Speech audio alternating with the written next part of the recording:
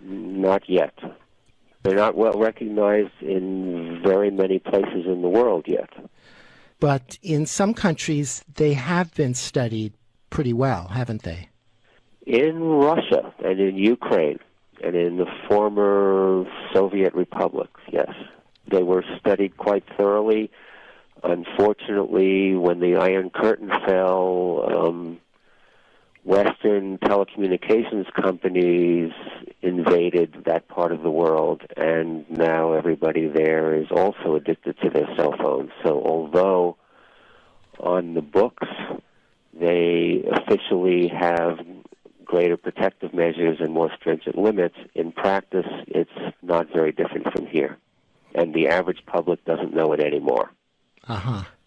Although they are still teaching the effects, the biological effects of radio frequency radiation in medical schools, in Russia at least. So maybe we could begin by talking about the electrical nature of life and how the brain and the heart and our nervous systems are essentially like finely tuned electrical systems. Yes, they are, and we are kind of schizophrenic about that in science. In medicine, I went to medical school for 3 years, and we use electricity incredibly much in diagnosis and often in treatment of various diseases, electrocardiograms, electroencephalograms, electromyograms, X-rays, MRIs. We use it to restart the heart. There are PEMF devices, pulsed electromagnetic fields devices to treat various neurological disorders, mental disorders. But we're in denial about the fact that it goes the other way, that our cells are electric, that our nervous system operates electrically. We tend to concentrate on the action potential as a signal that accompanies the movement of chemicals, the transport of sodium into our cells, the transport of potassium out of our cells. And we forget that the essential signal that begins all that is electrical. And in fact, as you know from reading Dr. Becker's book, he discovered that the cells that used to be regarded as packing material, namely the Schwann cells, the perineural cells that surround our nerve cells, actually carry electric current. And that our heart works electrically. This is how electrocardiograms work. If you stop the conductive pathways, your heart's going to stop. So yes, and our brain is increasingly, since the advent of cell phones particularly, our brain is increasingly being modeled as a very complex digital computer. And in fact, that's probably not true. Also, as Becker pioneered the work to show that there's a whole other aspect to our brain and our body and in our organism that is analog and that transports real electric currents, not just pulses of information. And this is consistent with what has been known for over 5,000 years in China. Acupuncture is really a sophisticated electrical model of the human body that was discovered long, long ago. And they've thoroughly studied the way electricity flows through the body and the way our organs and our systems function in relation to the flows of energy and the blockages of energy and how to work with those things. Correct. And not only the flows within our body, but the flows into and out of our bodies. They have this concept of the dantians in Chinese medicine and the chakras in Indian medicine, and the point at the bottom of your feet, kidney 1 in acupuncture, is called bubbling springs. Why? Because that's where the energy or electricity, as is being studied by many people in China, to be equivalent, bubbles up from the earth into your feet. And the point on the top of your head is where it bubbles down, so to speak, from the sky. It's a continuous circuit between sky, through our bodies, through our acupuncture meridians, down into the earth. Right, and the Chinese, they talk about it as between heaven and earth, and the earth is electrical and our atmosphere is electrical as well, and there's a dynamic relationship between the two. Correct, yes. So we live in what's known to atmospheric physicists as the global electrical circuit. The upper atmosphere and the ionosphere are largely charged ions, electrons, protons, charged oxygen atoms. And electricity travels with great facility through the ionosphere. And everybody knows that lightning is an electrical phenomenon. What people do not so much know is that the Earth is also a good conductor and conducts electricity. Our electrical utilities use that to good advantage because a lot of the return current from your house back to the power plant actually travels through the Earth. This is why houses and appliances are grounded, because the Earth is a good conductor. And the part of the circuit that is remaining closes the circuit through the drift of atmospheric ions between Earth and sky, and they go through our bodies. And this is the part of the electric circuit that we actually live and breathe and stand and work in an electrical field of about 130 volts per meter. This is what travels from sky to Earth via atmospheric ions through the top of our head, through our acupuncture meridians, and down into the Earth. And all life exists in a very similar way, from animals and insects to plant life as well. Everything is completely dependent on it. And affected by everything that's in the atmosphere electrically. This is what's very important, and this is why I wrote my book. This is what our society is in denial about, and has been in denial about for a very long time, resulting in the fact that we are broadcasting electricity now freely through the air without a thought as to what it's doing to us and what it's doing to our environment. And I'm talking specifically now about wireless technology, cell phones and the like. Mm-hmm. And throughout this book of yours, you share documented research and studies that demonstrate the actual effects of various forms of electrical technology on our physical health. And before we get into that stuff, I thought we could maybe explain the difference between some of these different technologies, how they're related in the electromagnetic frequency spectrum. You're talking historically or what exists today? And I guess it's all of a piece. My book starts back in the 1700s. Well, let's explore some of the history of it. Electricity was originally thought of as a property of light, that as far as Isaac Newton. And it was used originally in medicine for almost 2 centuries before we started using it intensively for lighting our houses and powering our machines. It was used as a panacea to treat many forms of diseases: deafness, blindness, paralysis, arthritis. You name it, people tried to cure it with electricity. That was called electrotherapy, with success in many cases. In the year 1800, an Italian physicist named Alessandro Volta came along and invented the electric battery. And he made a momentous pronouncement that electricity, in fact, doesn't have anything to do with biology. And there was a heated debate between him and his countryman Galvani as to who was correct. Was electricity simply an aspect of life that we have figured out how to make use of, or was it irrelevant and extraneous to life? And the view that it was extraneous to life won out, and we began to use electricity for things like electric lights. Telegraph wires came first, actually. In the beginning, all we had was direct current, at first from friction machines producing static electricity, and then the electric battery was discovered, and it was still direct current. It only flowed in one direction, from the positive to the negative pole. When alternating current was eventually discovered, so you have electrons oscillating in a wire back and forth many times a second. What we have in our house wires nowadays, here in the U.S. and in Canada, it vibrates back and forth 60 times a second. It's called 60 hertz or 60 cycle electricity. In Europe, it's 50 cycles. Then you can oscillate that much faster. And the other aspect of this is that each time the direction changes, it creates a changing electromagnetic field. So every time you have electricity passing through a wire, even direct current around the wire, you have an electromagnetic field. And it decreases rapidly with distance, but it goes out into the universe pretty much forever.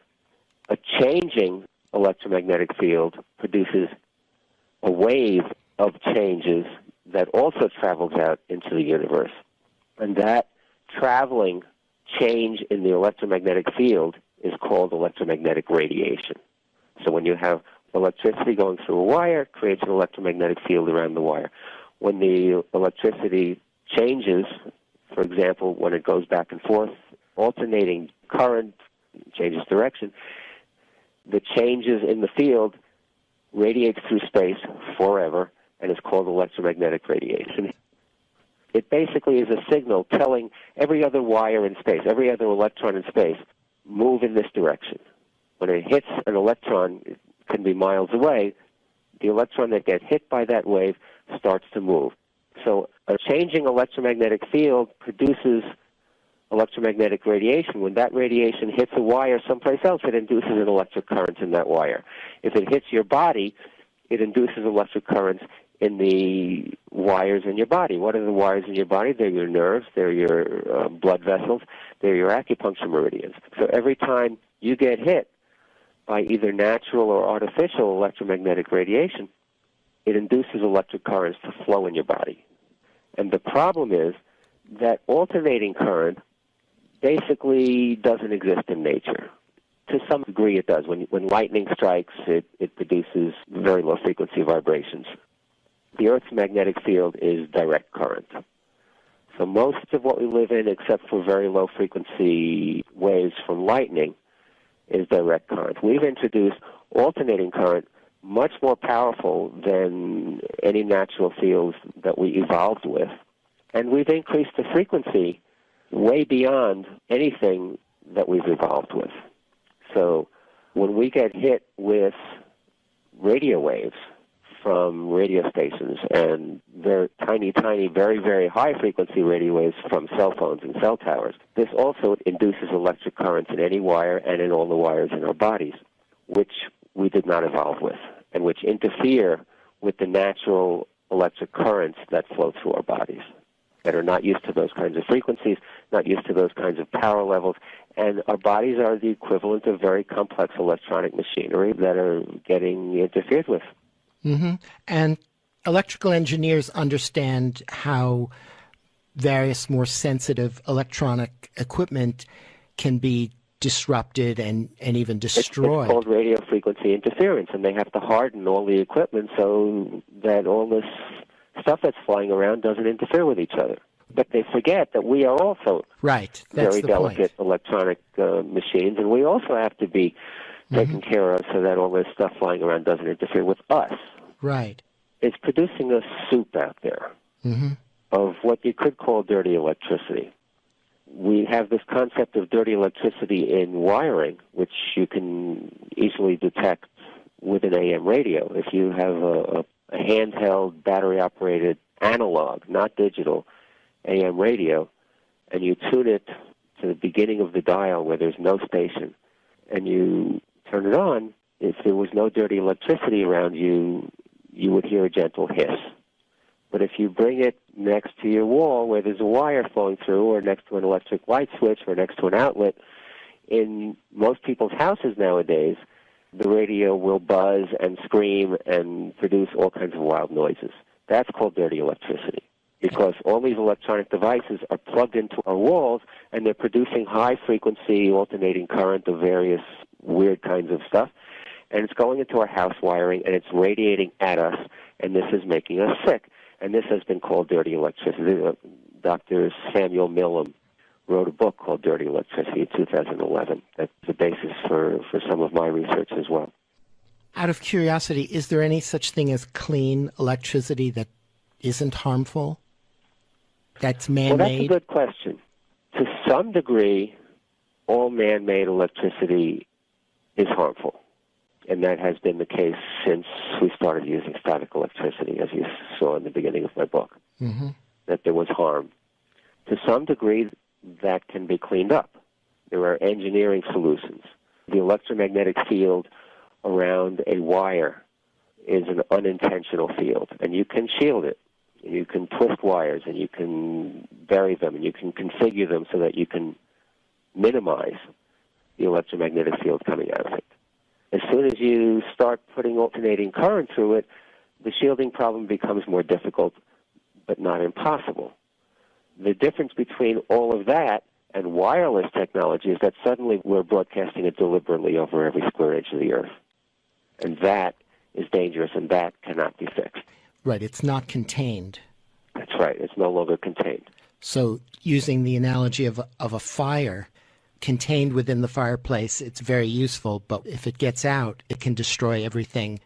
Well, we make the analogy to a microwave oven. As long as the microwave oven is shielded and the door is shut, it's useful. You can put food in it, it'll cook it. You don't want the door open while you're cooking your food, because then it'll cook you. What a cell phone is a small microwave oven with the door open. It's an uncontained source of microwave radiation that you're putting next to your head.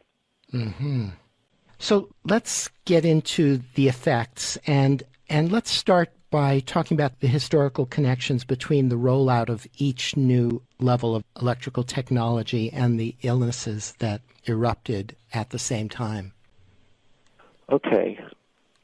The first technology that was actually harnessed for uses outside of medicine was telegraphy, telegraph wires. And it was harnessed very quickly and in a very big way. Like millions of miles of telegraph wires were strung around the Earth starting in the 1840s, 1850s, 60s, 70s. Submarine cables were laid. It went worldwide. And a new disease was started to be reported in the medical literature that they called neurasthenia. Now, we call that nowadays anxiety disorder, but from the time it was first described, which was in the 1860s, until about the turn of the 20th century, it was considered a physical disease, not a psychological disease as we think of it today. And they searched and searched and searched and searched for a cause. And it affected enormous numbers of people throughout the Western world, and it seemed to follow the courses of the telegraph wires, that whenever telegraph wires were laid, all of a sudden, in that part of the world, people would come down with neurasthenia. I make the case that this is due to exposure to electromagnetic fields. In 1889, alternating current essentially was harnessed. It was invented by Nikola Tesla, and his patents were adopted by Westinghouse, and all of a sudden we could transmit electricity long distances with little loss of power. And this was harnessed extremely rapidly, so rapidly that we went from virtually zero use of alternating current to intense use of alternating current in 1 year, and the year was 1889. 1889 was the year of the first great modern influenza epidemic, and this went worldwide, and it lasted 4 years, and it killed a couple million people. Not as intense as the 1918 epidemic. We fast forward to 1918, when the United States entered World War I, and Marconi had shown the world that you could make use of radio waves and demonstrated one of the first transmissions of it 20 years before. But when the United States entered World War I, we made intensive use of radio technology for the first time as part of our war effort. And after World War I is when the development of commercial radio began. I make the case in the book that the Spanish influenza epidemic was caused by the sudden change in the Earth's electromagnetic environment by the worldwide use of radio for the first time. And the next big... Before we get to that, how close were they related time-wise? The Spanish influenza epidemic and the implementing of radio technology? Extremely close. The Spanish influenza began in American bases in this country where soldiers were trained in the use of radio waves. And the installation of the most powerful alternator, 50,000-watt alternator in New Jersey by the United States for use in communicating overseas occurred in September of 2018, which is exactly when the Spanish influenza epidemic became so deadly. Okay. I just wanted to clarify that. Yeah. Continue with the historical progression. 1957 and 58 was the erection of incredibly powerful civil defense radar stations, again, by the United States, from coast to coast and throughout Canada and Alaska and into the oceans and on airplanes. And that also coincided with the next epidemic of influenza. In 1968 was the first launch of military satellites, and in fact, pretty much the first launch of satellites, period. There was Sputnik, there was a few isolated satellites. In 1968, in one fell swoop, we doubled the number of satellites in the sky, and that coincided with the Hong Kong flu of 1968. Now, people will be resistant to the idea that influenza is not an infectious disease, but this is why I spend 2 whole chapters on it in my book. Even back in the deadliest epidemic, practically, that has ever occurred in history, which is the 1918 Spanish influenza, there were heroic efforts to try to demonstrate the infectious nature of this disease. Doctors in various universities recruited hundreds of healthy people and brought them to the bedside of the sickest influenza patients and tried to infect them by collecting secretions and mucus and throat swabbings from very sick people, and had healthy people swallow it, put it in their eyes, put it up their nose, inject people with sick people's blood. They were totally unable to infect a single healthy person with influenza from sick people during the deadliest epidemic this world has ever known. The same thing was tried in horses. Influenza affects horses, so they tried to infect healthy horses with the secretions from sick horses. Also failed. So it's fascinating. Some of the old scientific reports make entertaining reading, shall I say. But the existence of an influenza virus is well established, but the relationship between the virus and the disease is actually in question. And the relationship between influenza and electricity is very strong. Mm-hmm. And that brings us up to today. Then there's the wireless revolution. Right.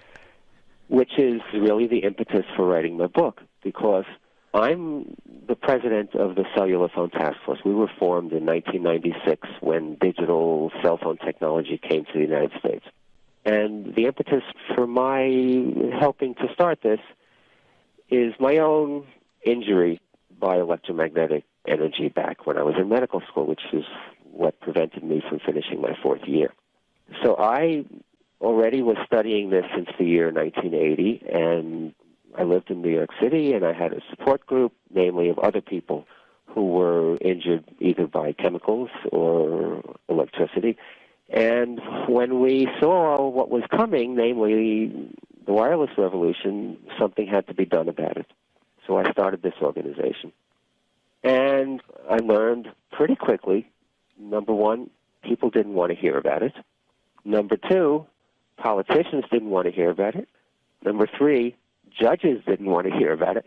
The FCC didn't want to hear about it. In other words, political action on this particular environmental issue was not going to get us very far by itself. And I quickly realized that the public needed to be educated. Well, you wrote that Congress passed a law in 1996 that made it illegal to regulate wireless technology on the basis of health. That is amazing, and that is correct. Yes, the Telecommunications Act of 1996 actually says that states and cities may not regulate wireless technology on the basis of health, that this is completely up to the FCC, and if the FCC permits it, it has to be permitted by your city and your state. So why would Congress do that? Why would politicians get on board with such a ludicrous notion? Well, actually, it almost wasn't that way. This was due to the machinations of the telecommunications industry. In 1995, the Environmental Protection Agency drafted its own regulations, which would have been mandatory throughout the United States and would not have preempted anybody from regulating this. And they were set to release them. The Telecommunications Industry Association, I think it was actually the PCIA, the Personal Communications Industry Association, lobbied Congress to prohibit the Environmental Protection Agency from regulating wireless technology, took away all of their funding for their regulatory activity, and awarded exclusive authority over health to the Federal Communications Commission, which has no expertise whatsoever in health and safety.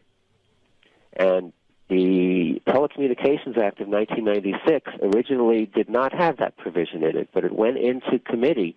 I think it was a House Commerce Committee back in June or July of 1995, and when it came out of committee, it had this little sentence in there: no state or local government or instrumentality thereof may regulate the environmental effects of radio frequency radiation to the effect that it complies with the Federal Communications Commission's regulations. And it doesn't even say health. It says environmental effects. So I seriously doubt that any of the congressmen who voted on this bill knew that they were prohibiting states and cities from protecting the health of their citizens. But it passed, and President Clinton signed it, and this has been a stumbling block for people all over the country since 1996, not only from stopping cell towers from appearing everywhere, but even from going to their city councils and talking about health. Because if you talk about health, the next sentence of the Telecommunications Act says that the telecommunication company can sue the city. So everybody has been silenced. Scientists have been silenced. There have been thousands of studies saying this stuff is harmful. But even if you are a scientist, you can't go to your city council and say, hey, this is harmful, don't put it up. You can't even talk about it. So is there much hope for changing that legislation? Well, I think not until the public is educated. I think judges will not stick their necks out at this point. Everybody's on their cell phones. Everybody's addicted to the technology. This is the multi-trillion-dollar industry. It's probably the wealthiest industry in the world. No judge is going to stand up against this industry until the public is on their side. No legislator is going to stand up to the industry until the public is on their side. It all has to happen together. So the public has to demand it. Correct. The public not only has to demand it, but the public has to realize what they're doing to themselves. The public has to realize, and I have a chapter on cancer, I have a chapter on diabetes, I have a chapter on heart disease. The public has to wake up to the fact that most of the cancer, diabetes, and heart disease that we have in our world is being caused by wireless technology, and specifically by your cell phone. Okay, and that was where I wanted to go next. And the mechanism, or how this electrical technology causes these diseases. Okay. First is the fact that it does. And this was discovered by, as I mentioned him before, Dr. Samuel Millam, retired from the Washington State Department of Health. He wrote his little booklet called Dirty Electricity back in 2011. And these amazing charts were in his book from the 1930s and 1940s, when President Roosevelt's rural electrification program was going on. So there were charts from 1930, there were charts from 1940, that as soon as a state was electrified, the rates of rural cancer, diabetes, and heart disease quintupled. All of a sudden, the areas that had been electrified had 5 times as much of these diseases as areas that were not electrified. This was shocking, and also people didn't want to hear it. I took his work back to about the year 1800, and I found not only that what he said was true, but it has been true for a long, long time. That before we encircled the Earth with millions of miles of telegraph wires, there was basically no such thing as diabetes. It was an extremely rare disease. If you were a doctor, you were lucky if you saw 2 cases in your whole lifetime. Even doctors who wrote books about it didn't see more than 2 cases in their lifetime, 1 or 2 cases. Cancer was a very uncommon disease. Heart disease did not exist except in old people and in infants because of congenital disorders. This was true up till about the 1850s. In the 1850s and 1860s, all of a sudden, wherever electricity came, you started to see a rise in these 3 diseases specifically. And this has continued up to today, and I have correlated it with each advance in electrical technology. And the explanation has to do with what goes on in our cells, and in fact in the powerhouses in our cells where we metabolize our food. That's called the mitochondria. The last step in metabolism is the electron transport system in the mitochondria, where the electrons from our food get combined with the oxygen that we breathe, and we essentially burn our food and produce energy. Electron transport is subject to interference by electromagnetic fields. Which sounds very obvious. Yeah. And what happens when you interfere with electron transport? You can no longer efficiently metabolize sugars, so they back up into your bloodstream, and you get diabetes. What happens when you can no longer efficiently metabolize fats? That backs up into your bloodstream, fats get deposited into arteries, and you get heart disease. The flip side of it is you're not making good use of the oxygen that you breathe. So all your cells are, to some degree, oxygen starved. And cancer thrives in an anaerobic environment, anaerobic metabolism. In fact, how cancer is usually diagnosed nowadays is because cancer cells use enormous amounts of glucose in anaerobic glycolysis. That's how cancer is diagnosed. You take a picture of the body, and the areas that show up as having high radio-labeled glucose are the areas where you look for cancer. So those 3 diseases are going to be increased if you interfere with electron transport, and that's exactly what's happening. And reading your book, everything you present makes a very, very convincing argument for this. And I didn't make this up. I'm very good at piecing together pieces of a puzzle. I'm very good at seeing the overall picture. All my sources for historical are original sources. All my sources for the science, and I didn't invent all this either. There's Dr. Martin Blank and Reba Goodman at Columbia University, until they retired, were talking about the interference of electron transport by electromagnetic fields. And there are others. Everything in my book is documented in detail in the bibliography. The bibliography is almost 140 pages long, because I knew that everything that I'm saying was going to be controversial, and it needed to be thoroughly documented, and it is. So maybe we could get into some of the studies of the effects on animals and insects, birds, and bee colony collapse is a huge issue these days. Yeah, the bees is one of the most interesting parts of this. There is a lot of evidence nowadays that colony collapse syndrome in honeybees is due to electromagnetic pollution, largely from cell towers. And there is anecdotal evidence all over the world that bees tend to disappear in the vicinity of cell towers.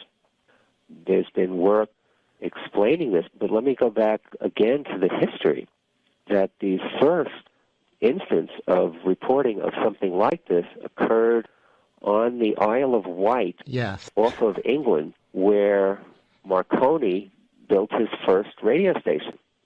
And immediately, back in 1904, the bees started to disappear from that island, and it was called Isle of Wight disease. And I go into the history of that also, because colony collapse disorder did not emerge from nothing. It had a whole history going back to 1904, except it's gotten a lot worse, and dramatically so in modern times, again, coinciding with cell phone technology.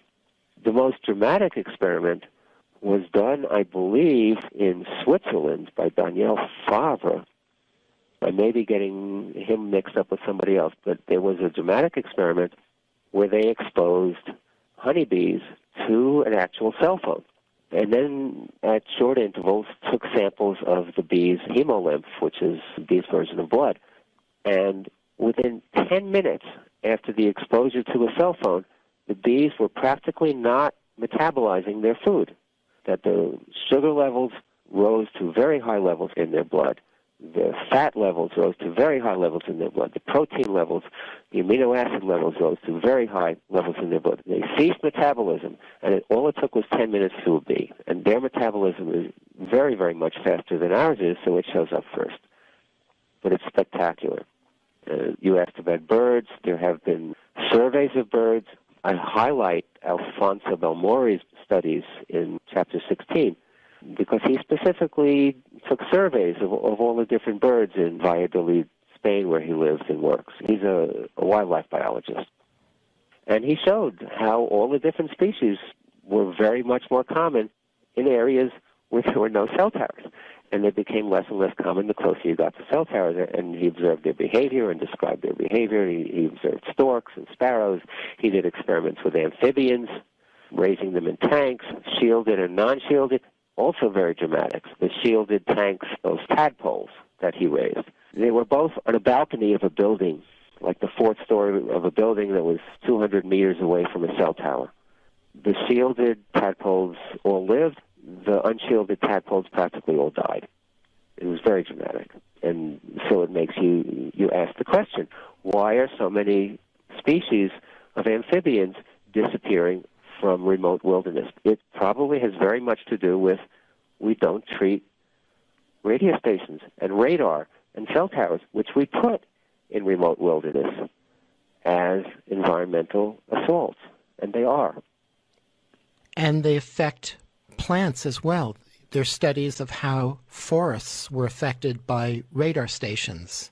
Especially in the Cold War. Yeah, this was documented in Germany, near the border between East and West Germany, where there was lots of radar aimed at that border, and they had the term Waldsterben, forest death, and it specifically happened in areas that were highly irradiated. So there's an interesting paradox of the people who are most affected by this technology, whose health is affected the most. You'd think it was the young and the infirm who would be most affected, but studies show that it was actually the healthiest members of the population and the people in the age between 15 and 30 who were most susceptible to particularly the influenza outbreaks. Yeah, this was a peculiar aspect of influenza, and still is a peculiar aspect of influenza, although nowadays we hear advertisements telling old people and infants to get vaccinated. But in fact, influenza more often makes you sick if you are between the ages of 20 and about 50. And the stronger you are and the healthier you are, the more likely you are to get influenza. And this was very dramatic in the 1918 flu epidemic, so much so that doctors started to worry that their advice to their patients to stay healthy and to be fit and strong was actually killing them because it was the strongest, healthiest people that were getting influenza and dying of it. Is there any logic to why that happens that way? Well, they never figured it out. And people who have specialized in influenza since then have not figured out why. My theory is that it is the strongest and healthiest, and it hit pregnant women very hard, too. those of us who are most vital, in other words, people in their young years, people who get pregnant, people who are very much connected to the world, are also very much more connected to our electrical environment. We have much more chi flowing through us, our acupuncture meridians. And this is vitality that we get from the world. When the global electrical circuit becomes polluted, essentially with dirty electricity, just like when we plug our electronic devices and computers into the wall, we pollute our wiring with dirty electricity. We're actually polluting our bodies with dirty electricity when we throw this stuff out into the world. And those of us who are most connected to our environment are most susceptible to being disturbed by it. Mm-hmm. And then there's the people that are saying, well, we're living longer than ever before. So what's all this uproar about illness and disease? I also have a chapter about that. Chapter 14 in the Invisible Rainbow is about exactly that, that our metabolism is being disturbed. And when you slow down your metabolism, it's like putting us into a mild state of suspended animation. And of course, if your metabolism slows down, you're going to live longer. And it's very interesting. The most reliable way to extend an animal's life in the laboratory is to restrict its intake of food. This is called, in longevity research, calorie restriction. That if you restrict an animal's intake of food throughout its life, it will live longer, and it will live much longer. You can double a mouse's life simply by cutting its food intake in half throughout its life. It slows down its metabolism. But that's a healthy way of slowing down the metabolism. When you cut down your intake of food, your rate of metabolism decreases, your rate of disease also decreases. It turns out that when you irradiate an animal, and this can be non-ionizing radiation, the experiments bear this out too. We have research that they expose rats to radio waves throughout their life. And we have research where they expose animals, various types of animals, to ionizing radiation, atomic radiation, X-rays, gamma rays, for their whole lives. That if the dose is small enough, it won't kill them, but it will make them sick, but they'll live longer. That animals that are exposed to gamma rays at low doses get lots of cancers, but on average they live longer than the unexposed animals. And the same thing with radio waves, that if you expose animals to radio waves throughout their lives, like laboratory rats, they get more cancers, but on average they live longer. So if they're not killed, if they don't die of their disease, they live longer. Uh-huh. So you can restrict your metabolism in one way and have you become healthier, or you can restrict your metabolism in another way and live a sicker, longer life, and that's exactly what we're doing now. In our world in the 21st century, we are living sicker, longer lives, and the length of our lives is not primarily, is to some extent, but it's not entirely due to modern medicine. Some of it is due to all this electrosmog that we're living in. And with the proliferation of cell phone technology and also wireless internet, broadband, and satellites, as well as cell phone towers and microwave towers, in the book you say that we're on the verge of a whole new generation and wave of an increase of all of that. We are, and it's been in the news lately. It's called 5G. And it's being planned both on Earth and in space. On Earth, the telecom companies are gearing up for this new thing that they're calling the Internet of Things, that's going to be served by a kind of service that they're calling 5G wireless technology. And it's going to be totally different than the kind of cell phones and Internet connections that we have now. It's actually going to be phased arrays, which is not in my book, because when I wrote my book, this was not on the drawing board yet. But it's going to require small cell towers, antennas on existing utility poles is how they're going to do it, on every block in every city in the world, spaced about 200 to 300 feet apart throughout the world. They're going to use millimeter waves. Each cell site is going to have thousands of tiny antennas in it, focusing beams at your cell phone, at your wireless hub in your house. The intensity of radiation that we'll be hit with will increase astronomically. The second thing that's on the drawing board is doing this for satellites in space. only recently, Elon Musk of SpaceX, just last week, he got permission from the FCC to launch his first 4,425 satellites into space. That's already been granted.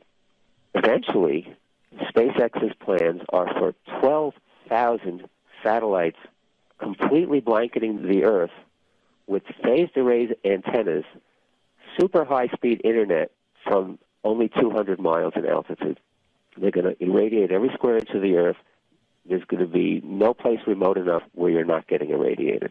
The fact that these are still hundreds of miles above our heads is not reassuring in light of what has happened historically.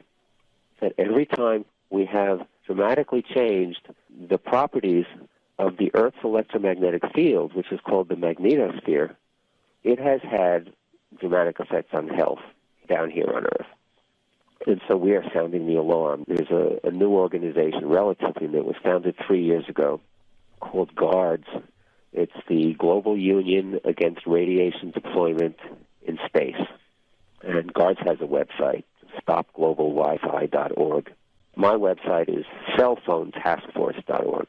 That's where my book is for sale also. My book, The Invisible Rainbow, is only for sale on our website, cellphonetaskforce.org. It's not available from Amazon or Barnes & Noble. Okay. So I'm curious, do we adapt to these technologies being in the environment? To some degree, we've had to adapt. If we wouldn't have adapted, we wouldn't be here. To some degree, animals adapt. And that has been shown historically, for example, with homing pigeons during the 1930s and 40s when the proliferation of radio stations all over the planet. People who possessed homing pigeons and the military that used them for communication, pigeons started to get lost all over the place and to lose their orientation. And they've adapted to some degree. But we're not adapting anymore. Yes, to some degree we're functioning, but we're getting more cancers. We're getting more heart disease. We're getting more diabetes. We have more refugees from this technology. You talked about people who are affected. These are people who are consciously affected. We've been injured. I was injured back in 1980 while I was in medical school. And so I feel the stuff. I couldn't use a cell phone if you paid me $1 million. Couldn't do it. And there are people that my organization, besides education and advocacy and some litigation, we're a support group. And we're a support group for the thousands of people who are calling me all the time. And we have a board of directors that scattered all over the United States that do some of the same work. These are people who've been driven out of their homes, unable to work, living in many cases in their cars in remote places until they can't anymore. It's a tremendous refugee problem. It's like if you have a cell tower built near your home, you get so sick that you can't live in it anymore. If you live in an apartment building and your neighbor on the other side of your wall has a Wi-Fi access point, you've got to move. If the utility company comes and puts a smart electric meter on your house, you've got to leave. And how many people is this happening to? Tremendous numbers of people. There have been surveys done, not only by individual scientists, but by universities, by governments, establishing that from 3 to 5 to maybe more %, the number is increasing of the population of any given area in the world will tell an interviewer, I'm sensitive to electromagnetic fields. I can't be around power lines. I can't be around wireless technology. Now, if you extrapolate that to the whole world and you make adjustments to the fact that maybe half the world doesn't even have access to internet yet, as a conservative number, still 100 million people out there have had their lives disrupted by electromagnetic radiation. Out of those, and I'm talking from personal experience, from the thousands of people that have called me, at least 1 out of 5, 1 out of 4 of them have eventually been displaced from their homes. So you have, conservatively, a population of 20 million refugees in the world. It's a terrible thing. And this is also why I'm doing this work. So from this problem, there's a whole new cottage industry of mitigating technologies to help people cope. Yes. Are there any effective mitigating technologies available that can help people? Well, the International Institute of Building Biology and Ecology teaches courses and certifies practitioners both to diagnose and mitigate chemical contamination and electromagnetic contamination of homes. There's nothing they can do about infrastructure, cell towers, radio towers, stuff like that. But they can go into your home and they can take measurements. I myself have a large box of equipment. I can do this. I'm not trained by them. I'm self-trained. But you can go to their website. What is it? hbelc.org, approximately like that. It's the Institute of Building Biology and Ecology. And you can find a list of practitioners in your area. And this is how they make a living. And it's another indication of how large this population is that they serve. As far as, is there anything effective? There are ways that you can shield yourself. There is also an industry manufacturing shielding fabrics, shielding curtains, shielding canopies to sleep under, paints that you can buy in various stores that are impregnated with silver particles, so you can paint your house with this shielding material, plastic that is impregnated with metallic elements that can shield your windows. You can actually shield your whole house. You can build a house out of metal. You can do this. It's not healthy. It works to a degree. Why is it not healthy? You're cutting yourself off from the Earth's electromagnetic fields. It's not a healthy thing to do in the long term. But as an emergency measure, and because there's nothing else you can do in this world, lots and lots of people are doing it until they can't anymore, and then they move out into their cars. And then they call me, help, where can I go, what can I do? And some of them don't survive, and some of them commit suicide, and it's an enormous problem. There's not a real good answer. A lot of companies are selling these snake oil devices, little discs you can put on your cell phone that are supposed to normalize the radiation, and things you can plug into your wall, to pendants you can wear, and all this kinds of... None of them work, and many of them are harmful. A lot of them put out what they call a Schumann resonance field of 8 hertz, which is supposed to duplicate the resonant frequency of the Earth. It's just more radiation. It's harmful. It doesn't work. So then there's really not much hope for... But the hope is we've got to stop it. Right. This is a threat. This is political activism. It's political activism. It's a planetary emergency. It's a threat to life on this Earth. In my opinion, it's a more immediate threat than global warming. Because global warming is going to kill us eventually if we don't do something about it. This is going to kill us in a couple of years if we permit 5G to come from space. And there's no way to really effectively and healthfully stop it or block it. Go live underground. we shouldn't have to live this way. And most people are oblivious. And that's why I'm on the radio. That's why I'm consenting to give interviews. That's why I wrote my book. That's why I helped organize GUARDS and founded the Cellular Phone Task Force in 1996. And it has to be done. It has to be stopped. So how can people get involved in this? How can people do something to make the most of their energy and activism? Contact me via my organization's website. It's www.cellphonetaskforce.org. Contact GUARDS, which is stopglobalwifi.org, and get involved with us. We're very few people. When I say very few, yes, we're spread all over the globe. Yes, there are scientists that are butting their heads against the wall just like us activists are butting our heads against the wall. There was an international scientist appeal for a 5G moratorium that has been submitted to the European Union. They're also not getting heard. 236 scientists signed that so far. It's a drop in the bucket. We need more people. We need more awareness. We need people to realize when they pick up their cell phone and make a call, they're hurting themselves. They're destroying brain cells. They're hurting their health. It's interfering with their sleep. This is why so many people need sleeping medications and anti-anxiety and antidepressants. First thing is awareness. Second thing, get rid of your cell phone. Third thing, call us up. Contact me, contact GUARDS. Buy my book. It's The Invisible Rainbow, A History of Electricity and Life. It's for sale on my organization's website, on a few other websites, but yeah, go to www.cellphonetaskforce.org and you can buy my book there. Well, this is a very disturbing and harrowing issue. If we get rid of wireless technology, remember how the world used to be in 1995. And I'll leave your audience with that. It's like we can be so much more alive. Our bodies can be so much more healthy. This is how long we've had cell phones.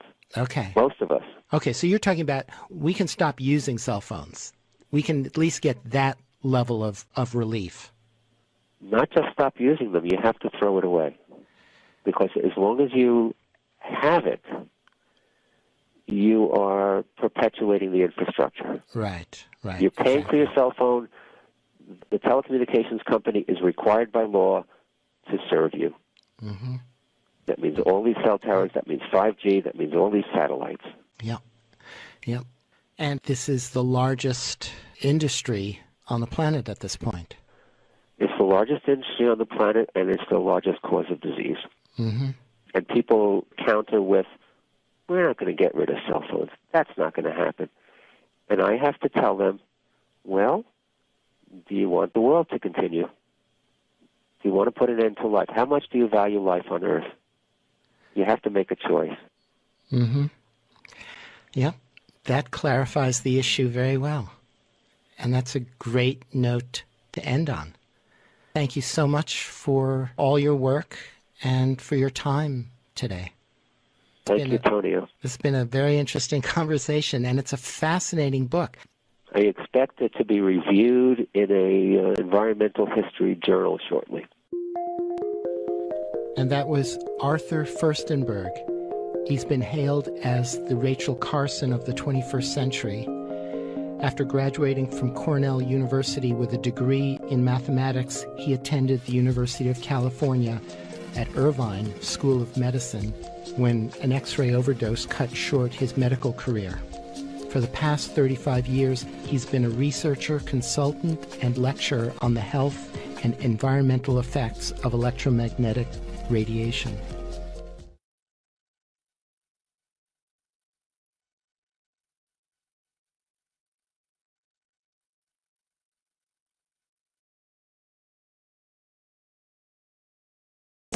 Πληροφορία, ενημέρωση, γνώση, ίσον δύναμη. Σε μια εποχή που η λογική βρίσκεται υποδιωγμών, το διαδικτυακό κανάλι Social Media ORM Group και οι θυγατρικές διαδικτυακές του σελίδες πρωτοστατούν, παρουσιάζοντας σε καθημερινή βάση επιστήμονες αλλά και ενεργούς πολίτες της διπλανής πόρτας στον αγώνα της αμερόληπτης και με ήθος ενημέρωσης κόντρα στην κατευθυνόμενη προπαγάνδα των συστημικών μέσων μαζικής παραπληροφόρησης. Σας καλούμε να στηρίξετε την ανιδιοτελή μας προσπάθεια. Και η ελαχιστότατη συνδρομή σας είναι πολύτιμη για να μείνει αυτή η πατριωτική φωνή δυνατή. Social Media ORM Group.